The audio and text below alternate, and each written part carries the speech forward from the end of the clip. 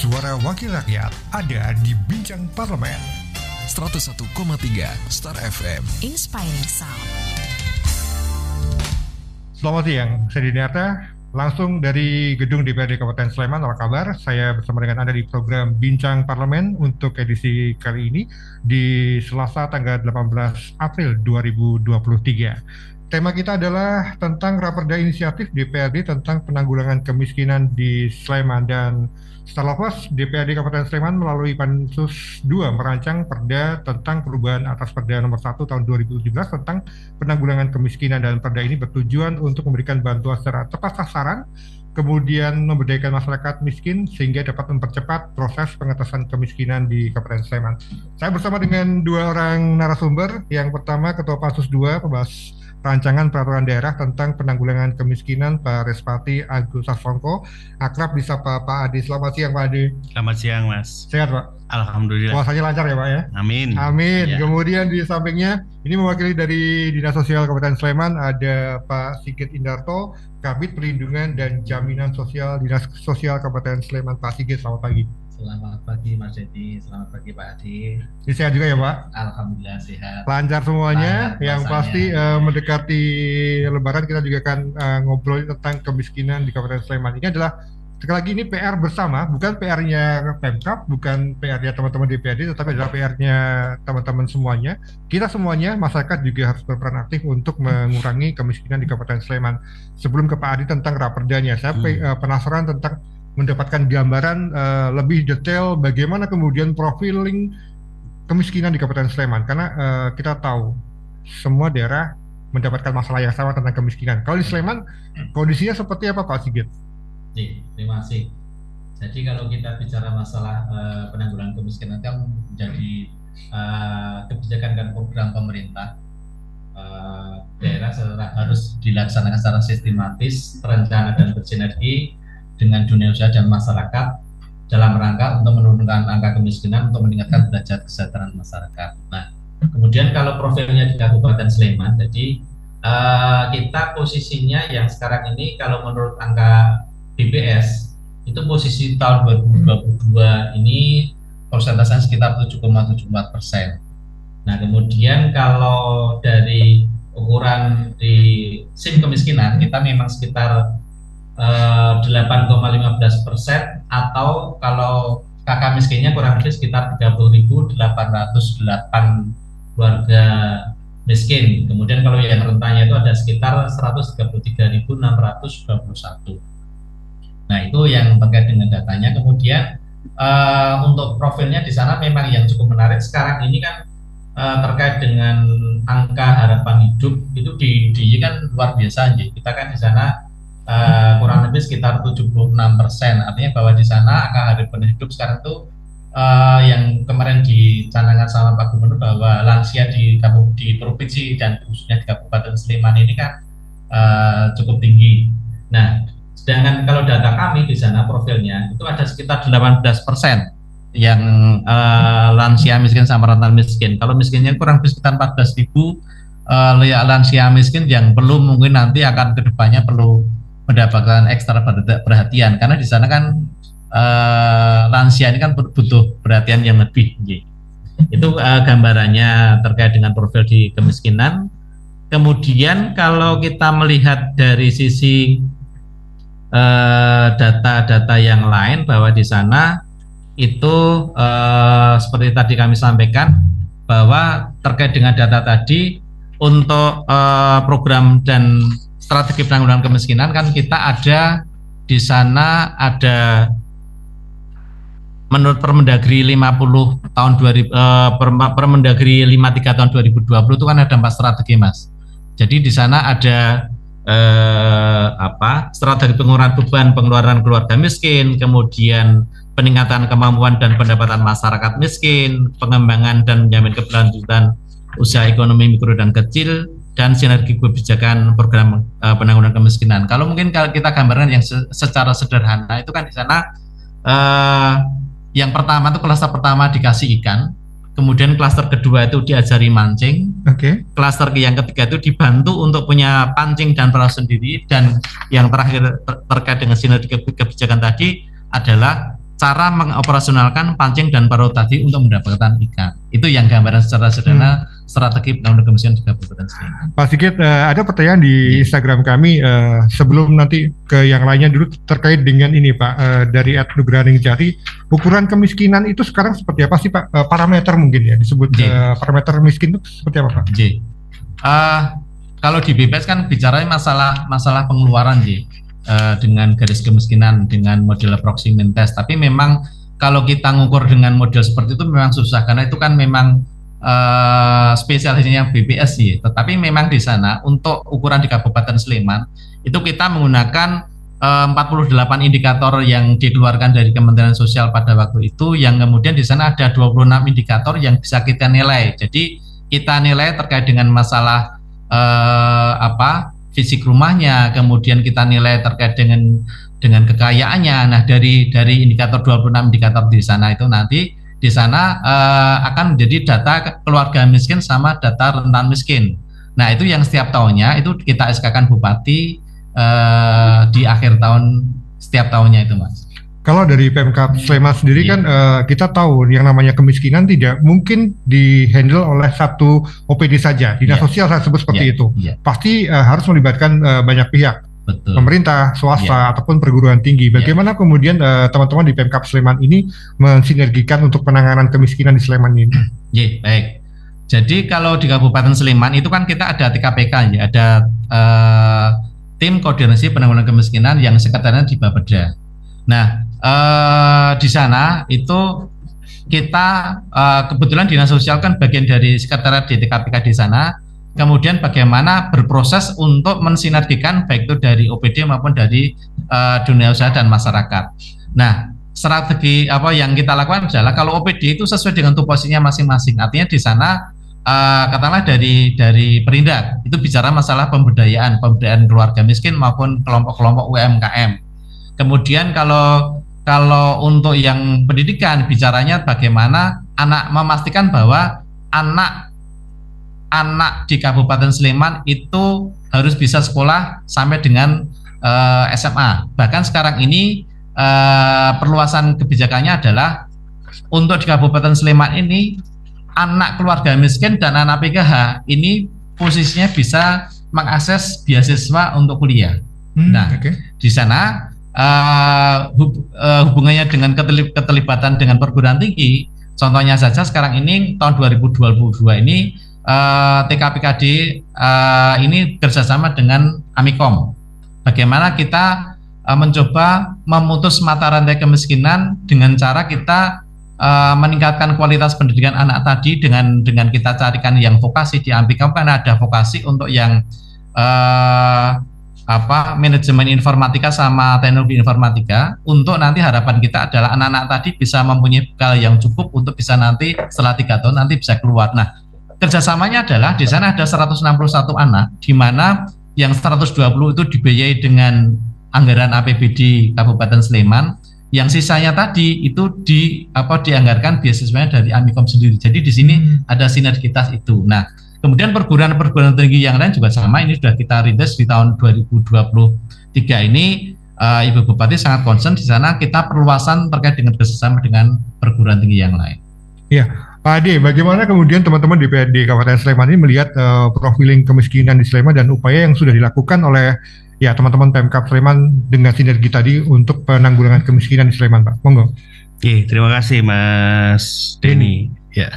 Saya kira yang pertama kita mencoba melihat itu dengan objektif apa yang sudah dilakukan oleh pemerintah Kabupaten Sleman dalam penanggulangan kemiskinan, dan apa yang disampaikan Pak Sigit tadi saya kira sudah dilakukan dengan baik. Nah, cuma kemudian problemnya pada saat kita melakukan komunikasi dengan masyarakat, misalnya lewat penjaringan aspirasi pada saat masa reses itu, kita masih banyak mendapatkan masukan dari masyarakat bahwa problem-problem kemiskinan di Kabupaten Sleman ini ternyata masih ada dan cukup banyak. Nah, ini yang kita pengen menelusur, apakah kemudian problem yang ditemui oleh masyarakat atau ketika masyarakat menyampaikan bahwa sebagian dari mereka punya problem kemiskinan ini, apakah faktualnya begitu atau ini hanya persoalan psikis saja begitu. Secara psikologis masyarakat merasa miskin, padahal dari indikator yang indikator yang digunakan oleh dinas sosial dalam mencoba melihat masyarakat ini miskin atau tidak, mungkin misalnya sudah tidak miskin. Nah, atas problem itu kemudian kita mencoba melihat secara lebih jauh kira-kira problem kemiskinan di Sleman itu seperti apa. Karena kalau kita melihat persentase penduduk miskin di Sleman kok tampaknya masih relatif tinggi. Kita kemarin mencoba mengkomparasikan dengan beberapa daerah di Jawa Tengah misalnya yang kita lihat secara baik kulturnya, geografis atau bahkan geopolitiknya tidak jauh berbeda dengan DIY, tapi di beberapa daerah justru persentase penduduk miskinnya yang bayangan kita seharusnya lebih tinggi dari Sleman kok lebih rendah. Nah, sehingga kita melihat bahwa perlu ada tindakan yang lebih sistematis dalam penanganan kemiskinan di Kabupaten Sleman. Kalau problem-problem yang disampaikan pada teman-teman Dewan ini apa saja Pak problem kemiskinan yang disampaikan? Nah, jadi masyarakat masih merasa tidak berdaya, misalnya dalam persoalan penyelesaian persoalan pendidikan, persoalan kesehatan begitu. Sebetulnya problem-problemnya simpel, jadi misalnya sudah bisa sekolah tapi pada akhirnya tidak bisa mengambil ijazah karena masih ada tunggakan biaya sekolah misalnya. Ketika sakit sekalipun sudah ada beberapa program untuk mengcover itu termasuk jaring pengaman sosial, tapi beberapa masyarakat masih mengeluhkan bahwa biaya untuk melakukan perawatan kesehatan masih menjadi problem. Nah ini ketika kita mencoba melihat apa yang dilakukan oleh dinas sosial dan mengkonfirmasi, memang kita sudah melihat bahwa yang dilakukan sudah baik, tetapi kenapa problem ini masih muncul di masyarakat? Nah, sehingga kemudian kita mencoba pada saat diskusi di DPRD, di Bangperda, khususnya kemarin bahwa Perda tentang penanggulangan kemiskinan ini menjadi penting untuk diperbaharui atas Perda 1 tahun 2017. Apa yang kemudian mendesak untuk diperbaiki dari Raperda yang sudah ada, kemudian dalam Raperda yang baru dibahas ini apa Pak? Ya, jadi yang pertama kembali ke spirit munculnya Perda ini bahwa kita menyadari bersama bahwa penanganan kemiskinan itu harus diselesaikan secara sistematis, cepat, terpadu dan menyeluruh yang muaranya tentu nanti ke kesejahteraan sosial. Kalau masih ada problem-problem di masyarakat sebagaimana yang saya sampaikan di depan tadi, kemudian kita masih berpikiran bahwa kesejahteraan sosial yang merupakan muara dari penanganan kemiskinan di Sleman salah satunya ini masih ada problem. Nah, sehingga kita kemarin mencoba mengidentifikasi ada dua hal sebetulnya yang kita harapkan menjadi salah satu alat untuk melakukan penanggulangan kemiskinan. Jadi ada dua skema penanggulangan kemiskinan yang harapannya nanti di dalam regulasi ini bisa terakomodir dan kemudian nanti bisa dilakukan atau bisa menjadi dasar bagi OPD khususnya dinas sosial dan tentu dengan organisasi perangkat daerah yang lainnya untuk menanggulangi kemiskinan. Yang pertama adalah skema bantuan sosial. Jadi harapan kita bahwa pemberian bantuan sosial ini bisa tepat sasaran dan tepat kebutuhan. Jadi saya kira spirit objektivitas dan keadilan pada saat memberikan bantuan sosial ini nanti arahnya bisa ke tepat sasaran dan tepat kebutuhan. Jadi yang masih kita dengar dari masyarakat, mungkin masyarakat yang masuk dalam kategori miskin sudah mendapatkan bantuan, tetapi mungkin itu sudah tepat sasaran, tapi belum bisa kita katakan tepat kebutuhan karena mungkin miskinnya di sisi yang ini harusnya bantuannya adalah bantuan di sektor ini, tapi kemudian mendapatkan bantuan di sektor yang lainnya. Ini yang saya katakan harus bisa tepat sasaran dan tepat kebutuhan. Yang kedua adalah skema pemberdayaan. Tadi strategi yang disampaikan oleh Pak Sigit saya kira sudah sangat bagus dengan analogi pancing tadi, tetapi harapannya dengan skema pemberdayaan itu kita bisa menolong masyarakat untuk keluar dari kemiskinan itu tidak sesaat, tapi selamanya begitu. Ada kelanjutan program betul. Sehingga kemudian persentase penurunan angka kemiskinan ini signifikan. Jadi kalau kita melihat data terakhir yang kemarin disampaikan oleh beberapa atau oleh Bupati pada saat LKPJ itu, bahwa sebetulnya indeks Gini kita sudah semakin menyempit, tetapi penurunan angka kemiskinan tidak sebanter itu. Artinya angkanya masih belum signifikan, apalagi kalau dibandingkan target yang dibuat oleh RPJMD kita. Nah, sehingga kita masih melihat bahwa optimalisasi penurunan angka kemiskinan ini masih menjadi problem yang bayangan kita bisa diselesaikan dengan lebih cepat, tapi ternyata masih terlampau lambat. Nah, kemudian berikutnya yang pengen saya sampaikan adalah keterlibatan pihak di luar pemerintah kabupaten yang harusnya ini nanti bisa didorong oleh pemerintah kabupaten untuk turut melakukan penanggulangan kemiskinan, tampaknya masih kurang optimal, karena kami membayangkan di Sleman itu harusnya ada banyak pihak yang bisa dilibatkan untuk membantu pengentasan kemiskinan atau penurunan persentase angka kemiskinan. Ya, Pak Sigit, sejauh ini bantuan perlindungan ataupun bantuan sosial yang diberikan untuk warga miskin di Kabupaten Sleman yang sudah dilakukan seperti apa, Pak? Tadi kan kalau Pak Ade melihatnya harus tepat sasaran dan juga tepat kebutuhan. Bagaimana ini yang sudah dilakukan, Pak?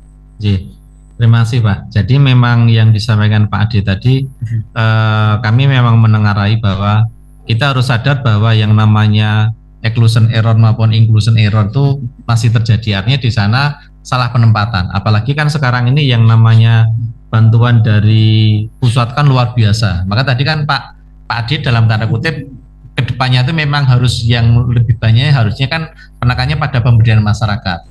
Nah, tapi permasalahan memang selamanya adalah dari Kementerian Sosial sendiri kan menggelontorkan banyak bantuan sosial, ya, baik itu dari PKH, kemudian dari BPNT, kemudian kalau kemarin 2022 itu di sana ada BLT minyak goreng.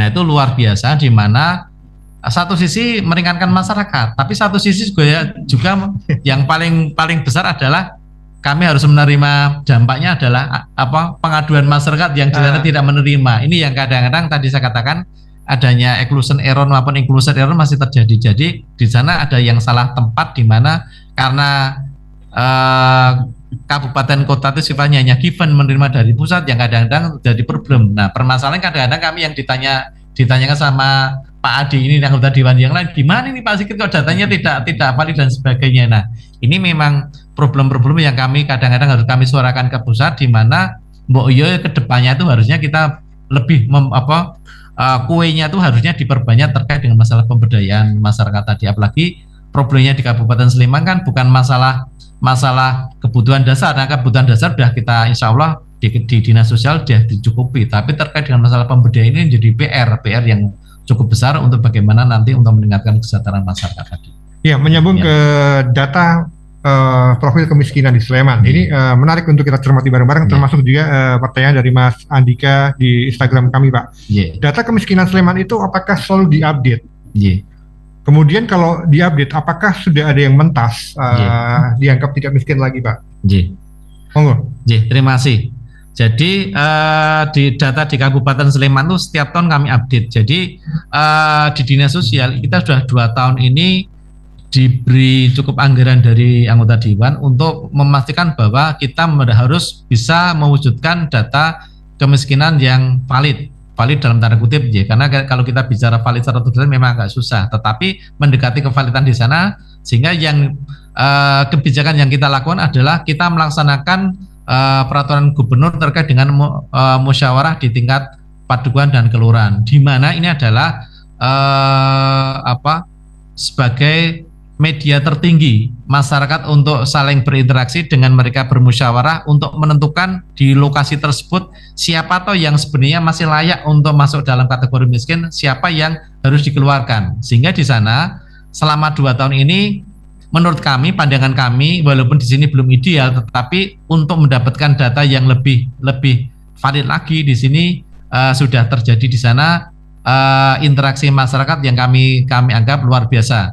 Kalau kemudian masih ada 1-2 di sana masih ada yang tercecer, karena memang faktanya kami setiap hari kan di dinas sosial ada pengaduan masyarakat ya, kami buka loket pengaduan masyarakat di sana masih ada juga masyarakat yang di sana tidak masuk dengan kategori kemudian masih melakukan pengaduan pada kami. Nah, tapi inilah menurut kami adalah dinamika di dalam penanggulangan kemiskinan, di mana data kemiskinan itu sendiri kan dinamis. Tetapi terkait dengan siapa yang kemudian mentas itu tadi kami percayakan pada pelaksanaan musyawarah di tingkat padukuhan dan kelurahan tadi. Ya Pak Ade, bagaimana melihat updating data kemiskinan di Sleman ini Pak?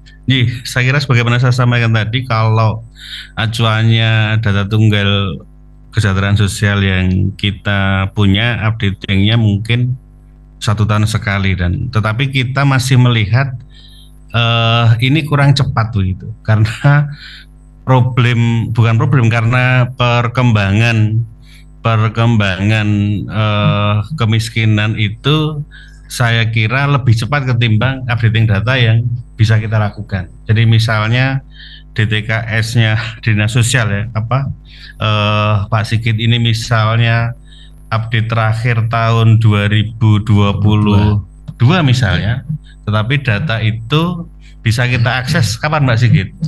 Yang update terakhir 2022 Maret ya. Artinya sepanjang waktunya relatif panjang. Ada jeda. Ya, jeda dari akhir 2022 sampai Maret 2023 ini kan bisa jadi itu sudah merubah data kemiskinan. Nah, sehingga termasuk kemarin rapat Komisi D dengan Dinas Sosial ini kita menyampaikan kira-kira mungkin tidak kita membuat data lokal yang bisa menjadi pembanding dengan DTKS yang kemudian menjadi data nasional. Artinya bahwa kita menginginkan validitas dan objektivitas penilaian kita terhadap masyarakat miskin itu bisa kita nilai harian. Dan kemudian kalau memungkinkan ada mekanisme konfirmasi yang misalnya melibatkan pihak ketiga. Kalau misalnya OPD merasa ada keterbatasan SDM melakukan itu. Jadi saya kira sekitar 1,2 juta penduduk di Sleman itu kalau disisir betul untuk wilayah hanya seluas Sleman ini tidak butuh waktu yang lama, dan saya kira ada banyak pihak yang bisa dilibatkan. Misalnya di Sleman ada banyak perguruan tinggi, kalau misalnya kita melibatkan teman-teman mahasiswa untuk diberikan, misalnya kita membuat formulasi indikator kemiskinan yang versi Sleman, kemudian kita melibatkan pihak ketiga untuk melakukan konfirmasi atas itu. Jadi saya bayangkan di Sleman itu kan tidak ada tempat yang tidak bisa dijangkau dari pusat pemerintahan ini dengan waktu yang panjang. Jadi di sudut Gayam Harjo atau Pekir Harjo, atau kalau di barat Sumber Rahayu sama Sumber Sari, kalau di utara ada Glagarjo atau Mertikorejo ditempel, itu dari pusat kota ini tidak butuh 2 jam untuk sampai ke sana. Nah, artinya tidak ada problem untuk mengkonfirmasi. Bukan kita tidak percaya dengan mekanisme musyawarah padukuhan atau musyawarah kelurahan, tetapi saya kira untuk menentukan validitas sekaligus objektivitas supaya tepat sasaran dan tepat kebutuhan itu dibutuhkan alat konfirmasi supaya kemudian parameternya betul-betul objektif. Nah, sehingga salah satu yang kemudian kalau memungkinkan, dan ini mungkin nanti juga babonnya diatur di dalam perda ini, kita punya data lokal Pak Sigit yang untuk sebagai pembanding dari DTKS yang updatingnya waktunya agak panjang. Kalau yang data lokal harapan kita sudah harian, jadi mungkin hari ini belum miskin, tiba-tiba nanti sore rumahnya kebakaran, besok sudah tidak bisa makan misalnya, atau orang yang kemudian punya usaha kemudian punya problem kesehatan, usahanya mandek 5 hari ke-6 sudah tidak makan misalnya begitu. Nah, ini kan butuh respon yang cepat, dan kadang-kadang yang kita dengarkan pada saat kita melakukan penjalankan aspirasi ya problem-problem yang seperti itu gitu. Ya, semakin menarik obrolan kita di Bincang Parlemen siang kali ini. Pak Sigit, nanti setelah jeda, Pak Sigit punya waktu untuk menjelaskan apa harapannya Pak Adi terkait dengan updating data. Kita tahu data ini menjadi sangat penting untuk tepat sasaran tadi dan tepat kebutuhan tadi. Dan kita masih di Bincang Parlemen, disiarkan langsung dari gedung DPRD Kabupaten Sleman. Kami akan segera kembali dan saya undang untuk Anda, Salopers yang ingin bergabung, silakan tulis di kolom komentar Instagram Sadu JFM ataupun tulis di WhatsApp 081-862-1013. Kami akan segera kembali. Terima kasih.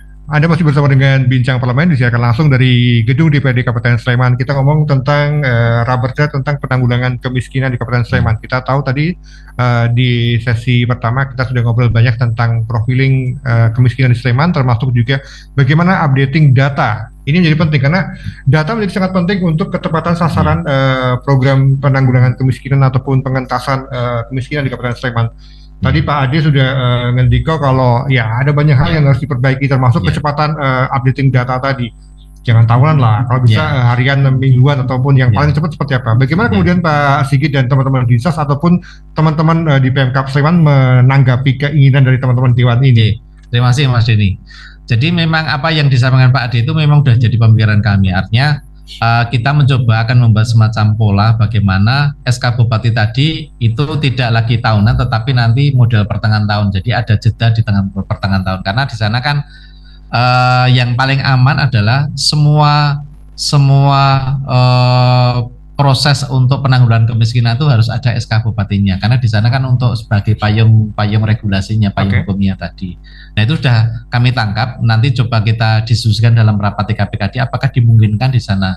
Karena memang dulu program kami adalah untuk mendapatkan suatu data itu di sana kan prosesnya adalah di lapangan sendiri ada musyawarah kurang lebih 1 bulan, kemudian kita harus memasukkan aplikasi di sana kurang lebih kita membutuhkan 3-4 bulan. Tetapi tadi yang disampaikan Pak Ade tadi tetap menurut kami tetap harus kami tangkap sebagai upaya percepatan ke sana. Namun demikian Mas Denny, jadi untuk yang sekarang ini problem-problem yang disampaikan Pak Ade tadi adalah kita selesaikan dengan program jaring pengaman sosial.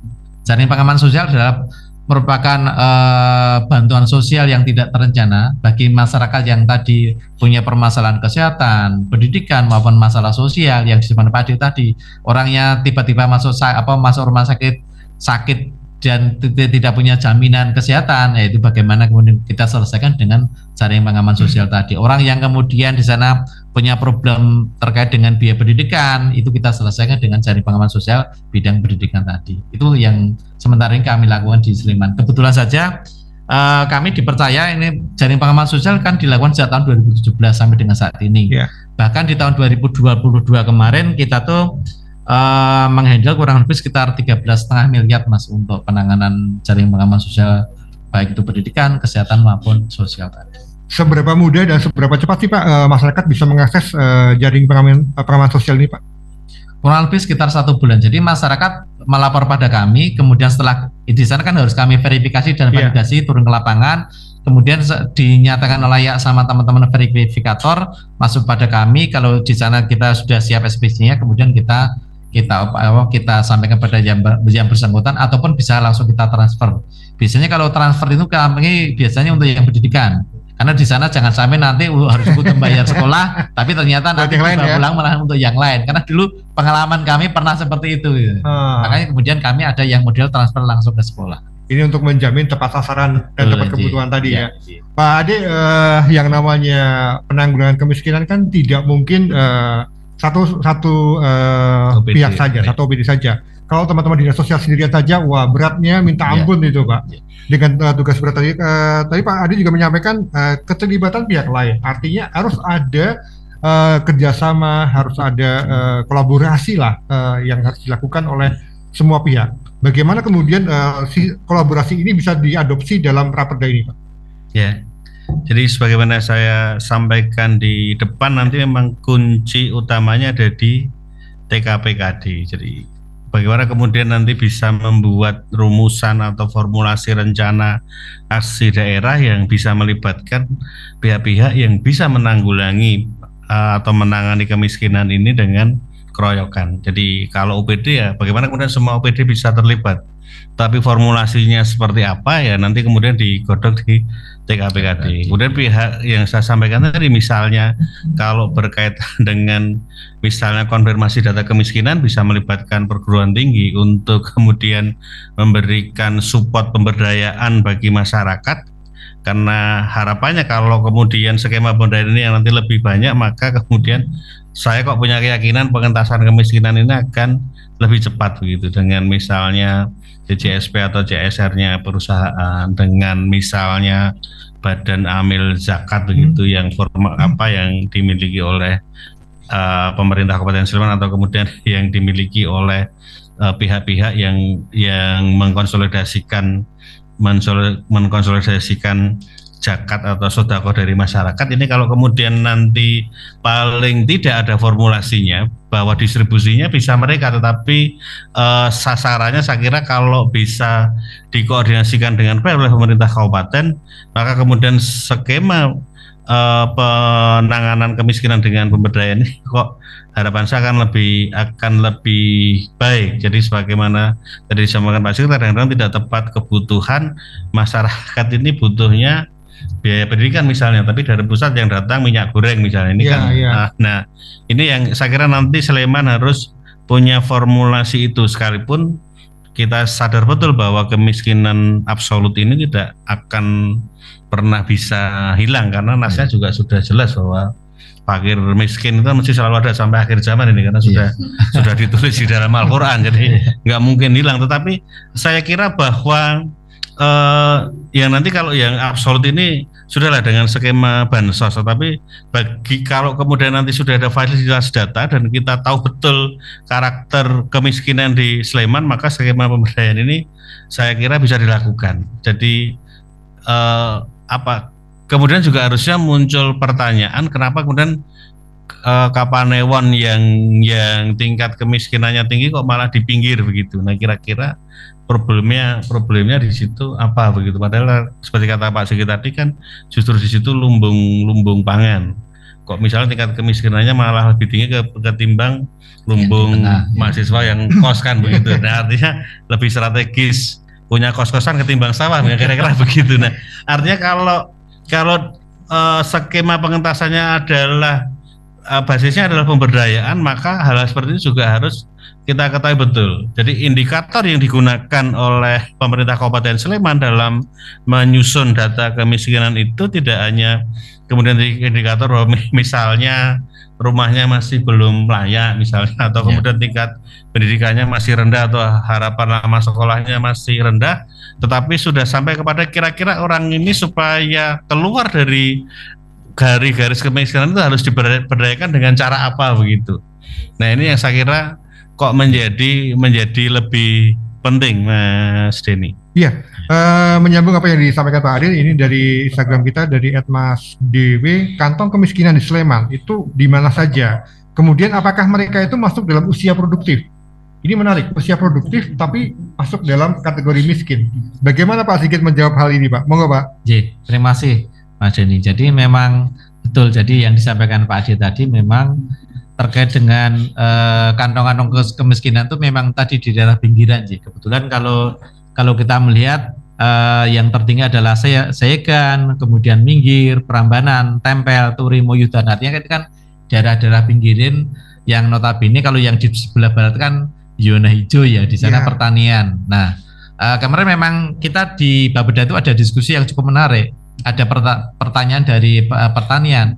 Loh di sana kan merupakan kantong lumbung beras, kenapa kok malah justru tingkat kemiskinan tinggi? Nah kemudian setelah kita melihat dari sisi pekerjaannya memang yang terbanyak masuk dalam kategori miskin adalah mereka yang buruh tani. Nah logikanya adalah memang di sana satu sisi kantong lumbung beras, tetapi itu yang menghasilkan kan mereka yang punya sawah, sedangkan mereka yang notabene adalah buruh tani, mereka yang tidak punya pekerjaan bagaimana? Nah ini kebetulan saja di data-data di tempat kami di sana itu kebetulan nggak masuk di kantong-kantong kemiskinan yang sebelah barat tadi yang notabene adalah daerah pertanian.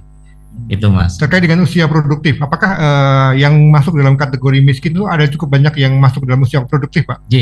Kalau menurut data kami tadi katakanlah untuk yang lansia kan kurang lebih sekitar 18% ya. Kemudian untuk yang usia anak sekitar 23%. Jadi kurang lebih sekitar 50-60% itu masuk dalam usia produktif yang tadi yang disampaikan Pak Adi tadi memang betul. Artinya bahwa di sini PR-nya kami adalah bagaimana treatment bagi mereka untuk dalam rangka pemberdayaan. Nah, yang cukup menarik Mas Denny. Jadi diskusi kita kemarin itu adalah di sana problem utamanya di Kabupaten Sleman kan bukan masalah kebutuhan dasar, tetapi terkait dengan masalah bagaimana peningkatan ekonomi masyarakat miskin tadi, di mana kan kita bicara masalah pemberdayaan.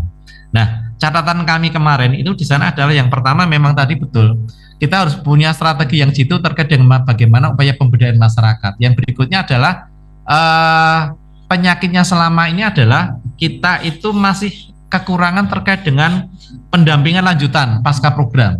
Jadi yang sekarang yang banyak kemarin adalah OPD melakukan pemberdayaan masyarakat, tapi setelah dilatih, terus bagaimana orang tadi mau diapain lagi? Kan di sana kan butuh adanya pendampingan untuk dia bisa eksis. Nah ini yang kelemahan kita yang dimana program pendampingan lanjutan di pasca program tadi memang yang harus nanti perlu diperkuat lagi, Mas.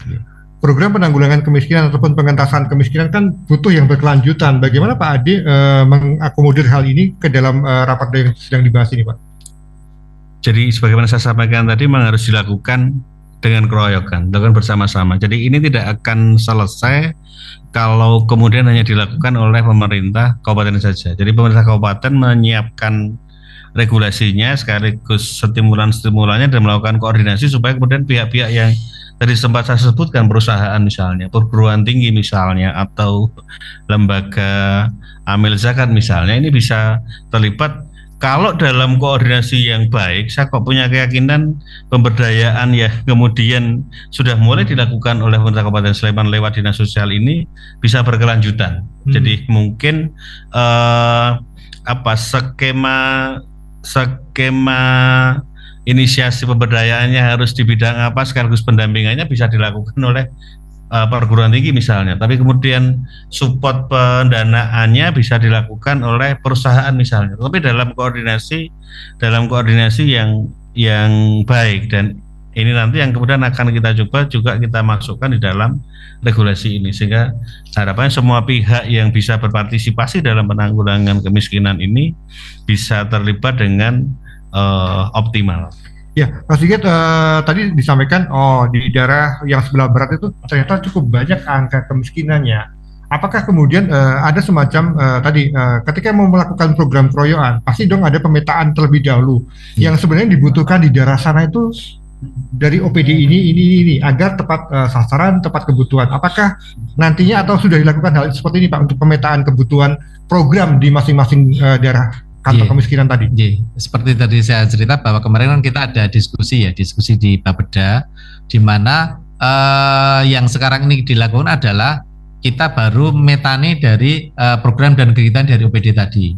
Itu yang pertama. Kemudian yang berikutnya sekarang ini Pak Danang selaku Ketua TKPKD itu baru roadshow keliling ke tim penanggulangan kemiskinan di kelurahan-kelurahan, di mana ini mendengar aspirasi bahwa permasalahan apa toh yang sebenarnya di dalam di kelurahan tadi terkait dengan kemiskinan di wilayahnya masing-masing. Ini yang baru dilaksanakan baru berjalan sekitar seperempat ya. Karena kita 86 kelurahan di mana ini sudah dilaksanakan sejak pertengahan tahun 2022. Nah, ini yang kemudian kita kawal dari TKPK, di mana kita beberapa menangkap bahwa sinyal-sinyal mereka adalah yang memang yang sangat dibutuhkan terkait dengan masalah pemberdayaan sama pendidikan. Jadi pendidikan anak-anak mereka miskin tadi memang harus diperhatikan sama pemerintah, bahwa mereka dipastikan bahwa mereka harus bisa sekolah yang lebih baik lagi dalam rangka memutus mata rantai kemiskinan. Oke, Pak Ade, dengan segala dinamika pembahasan, ini targetnya akan di-talk tahun ini, Pak? Semoga nanti bulan Juli atau Agustus kita sudah bisa menyelesaikan, nanti sudah ada kesepahaman substansinya dengan eksekutif, kemudian atas masukan masyarakat yang kita tangkap lewat hearing juga sudah bisa kita rumuskan semua. Nah, sehingga kalau kemudian Juli Agustus nanti sudah selesai, kemudian tinggal kita harapannya menunggu evaluasi dari gubernur tidak terlalu lama dan akhir tahun sudah mendapatkan nomor registrasi. Oke, ketika kemudian ditok dan disahkan untuk dilaksanakan oleh teman-teman OPD di Kabupaten Sleman, apa kemudian harapannya dari teman-teman Dewan dan juga bagaimana kemudian tentu dong dengan fungsi pengawasan harus terus dilakukan. Bagaimana ini akan diadopsi di kedepannya nanti, Pak?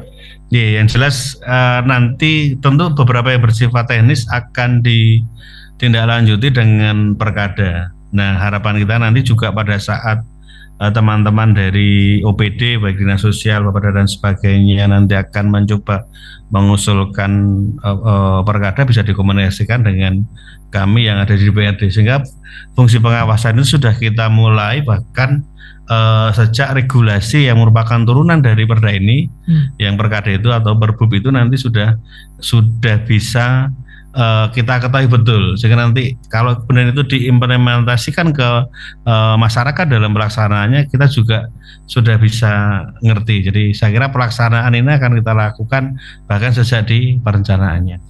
PR yang paling mendesak bagi teman-teman OPD di Kabupaten Sleman untuk penanggulangan ataupun pengurangan angka kemiskinan di Sleman saat ini apa, Pak? Saya kira validitas data yang menjadi penting karena itu nanti akan menentukan skema apa yang akan kita gunakan untuk menyelesaikan atau melakukan pengentasan kemiskinan. Oke, Pak Sigit tersenyum terkait dengan data lagi nih, Pak. Bagaimana kemudian ini mendesak loh, Pak, untuk diwujudkan. Langkah cepatnya seperti apa, Pak? Saya cerita saja bahwa saya itu menangani data kemiskinan sejak tahun 2010 sampai saat ini, makanya ini agaknya rembenya agak berkurang ya. Tapi memang betul, Pak. Jadi data kemiskinan ini adalah merupakan si cantik yang luar biasa, tetapi sulit untuk diraih. Dalam arti bahwa di sana kita untuk mewujudkan data validitas ini memang butuh suatu kemauan yang kuat ya, bahwa di sana memang harus. Tetapi memang ini harus didukung oleh semua pihak, karena kalau dinas sosial kan sebagai pelaksana teknis, tapi memang ujung-ujungnya lagi adalah dibutuhkan adanya kesadaran masyarakat bahwa di sana mereka yang memang harus masuk data kemiskinan juga harus kita masukkan, tetapi orang yang tidak masuk janganlah kemudian bermental miskin yang kemudian harus dimasukkan dalam data tadi.